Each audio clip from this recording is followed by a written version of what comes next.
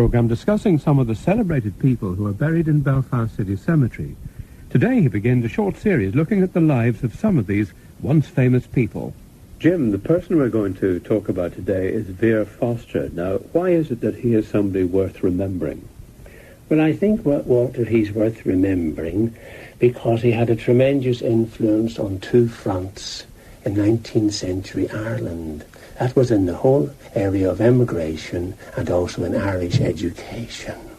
Vere Foster was born in the year 1819 in Copenhagen in Denmark.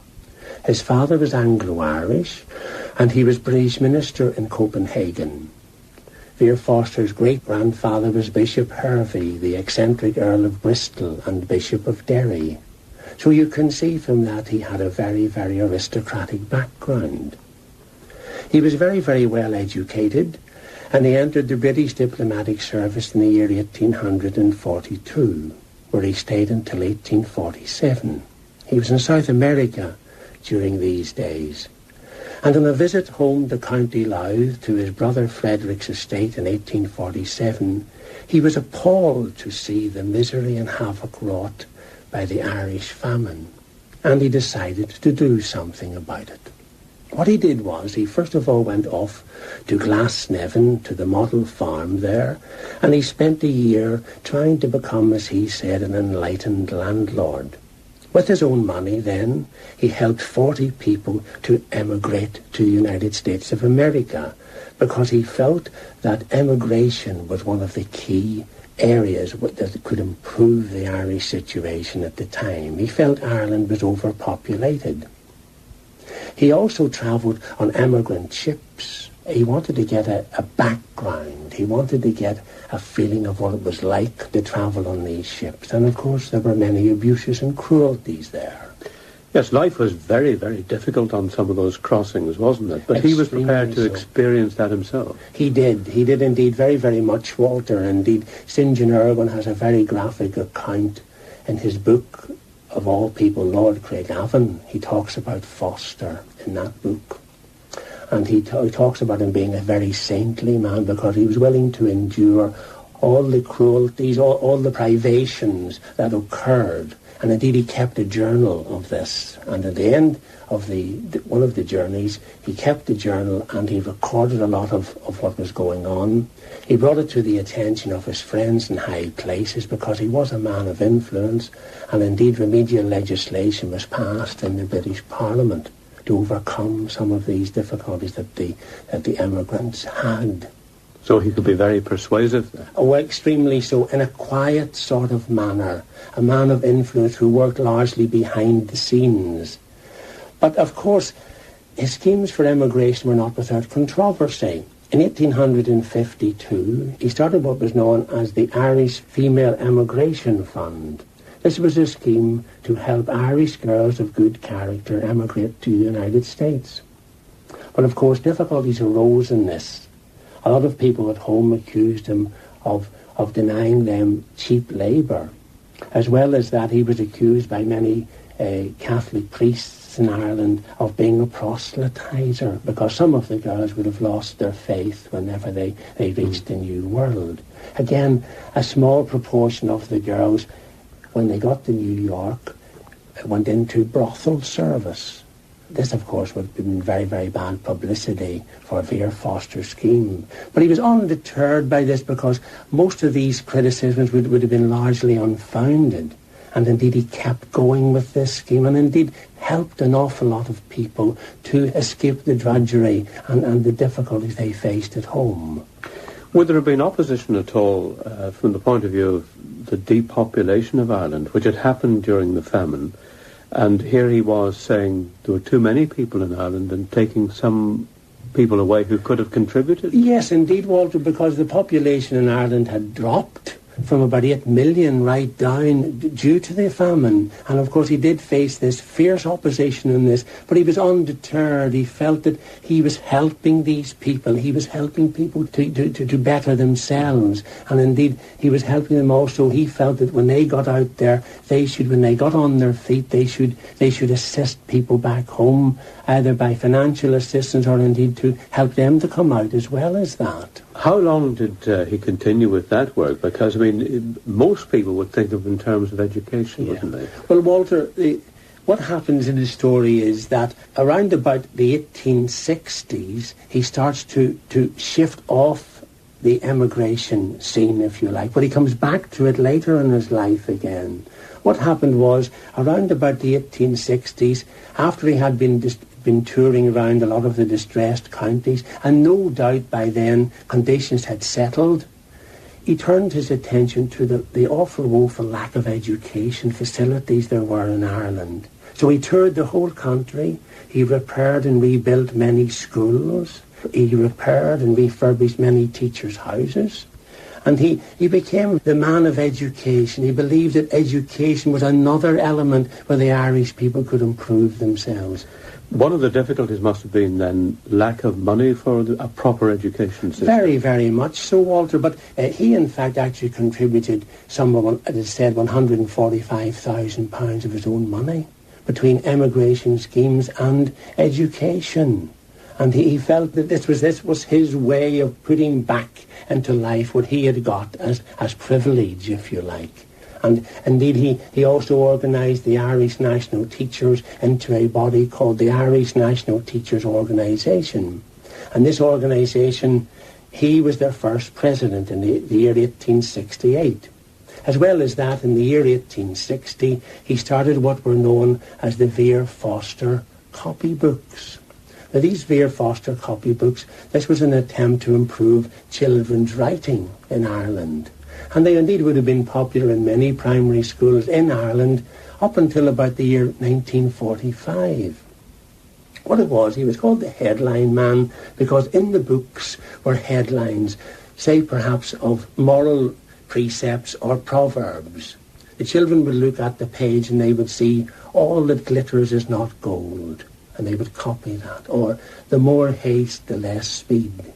And in this way, he would have been trying to encourage them to improve their writing and their reading, and so to improve their lot in life. He did a lot of this work out of his own pocket, and then he got a Belfast firm to publish the books for him. And he eventually settled in Belfast in 1867.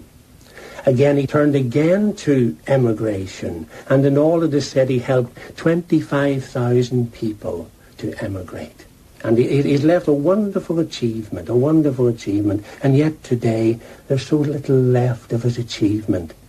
Indeed, there is a school in Belfast called the Vere Foster Primary School, but he died virtually unknown in the year 1900.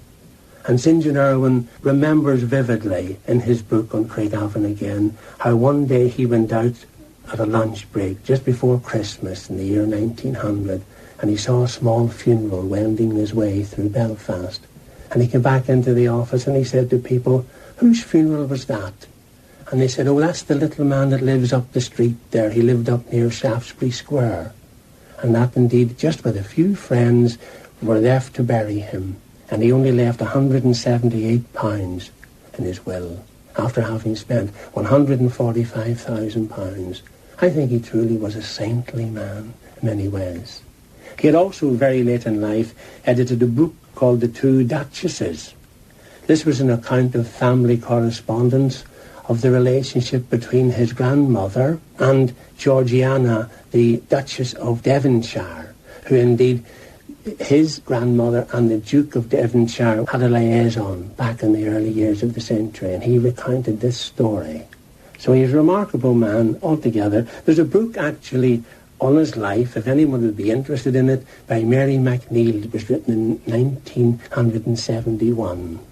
As a final postscript, I was speaking recently to my friend, Father Tony McClafferty, who's the parish priest of St. John's in Belfast, quite near the city cemetery, and he was telling me that he remembers as a young priest meeting a relative of Vere Foster, an old lady who died in Beechmount Home.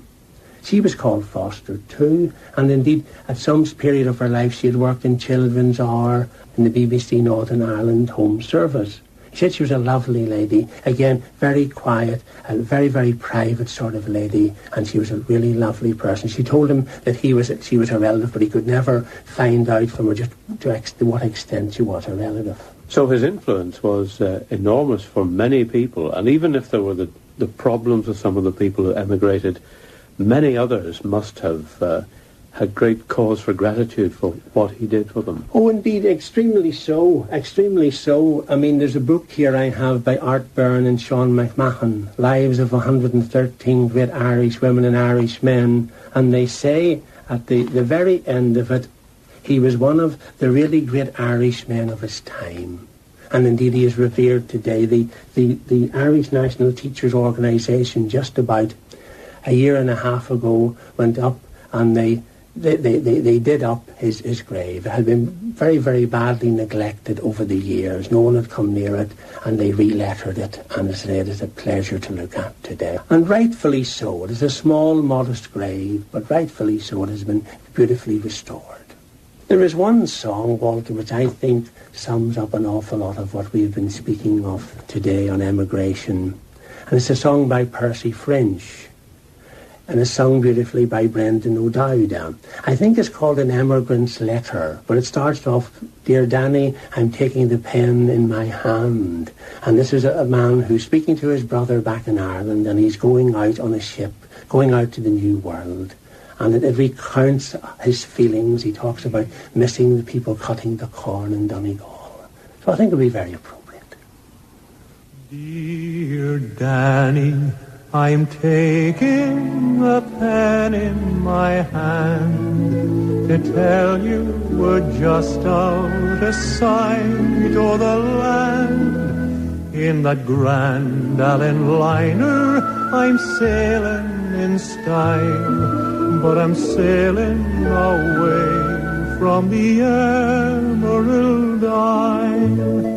And a long sort of sigh seemed to come from us all when the waves hid the last bit of old Donegal. Ah, it's well to be you that is taking your tale where they're cutting the corn in a Creeshla today.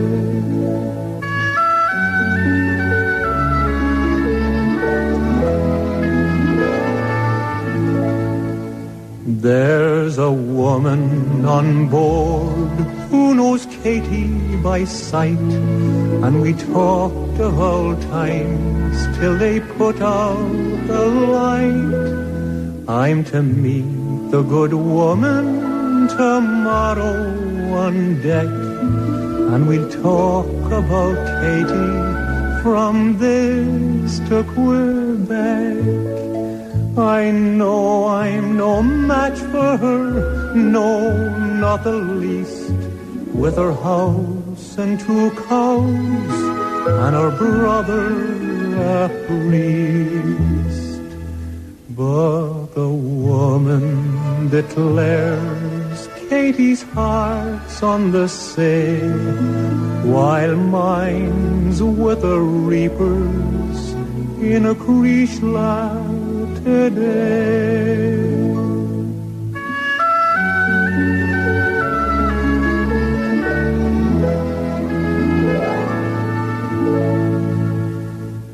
Ah, goodbye to you, Danny. No more's to be said, and I think the salt water's got into me head, for it drips from me eyes when I call to my mind the friends and the calling I'm leaving behind.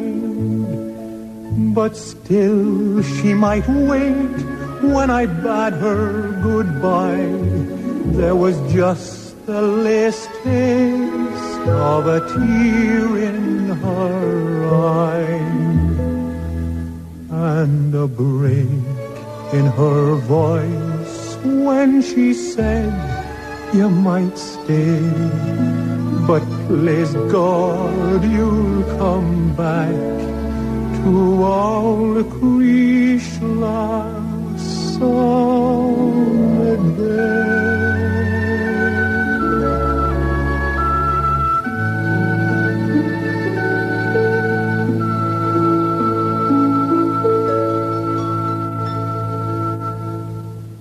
The Emigrant's Letter, written by Percy French and sung by Brendan O'Dowda.